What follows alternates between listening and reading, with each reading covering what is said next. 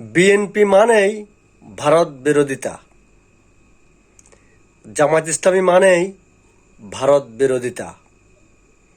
সেই কারণেই বাংলাদেশে বিএনপি জনপ্রিয় দল, সেই কারণেই বাংলাদেশে জামায়াত ইসলামী জনপ্রিয় দল।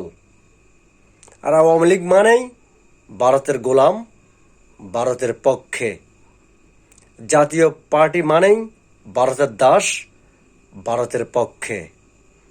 কমিউনিস্ট রামবাম মানেই ভারতীয় দালাল, ভারতের গোলাম, ভারতের পক্ষে।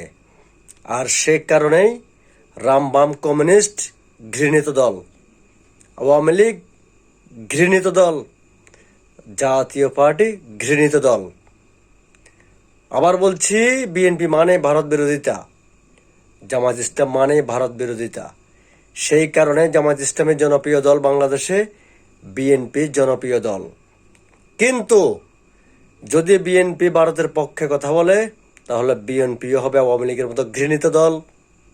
যদি জামায়াত ইসলামী ভারতের পক্ষে কথা বলে, তাহলে জামায়াত ইসলামীও হবে রামবাম কমিউনিস্টদের মতো ঘৃণিত দল।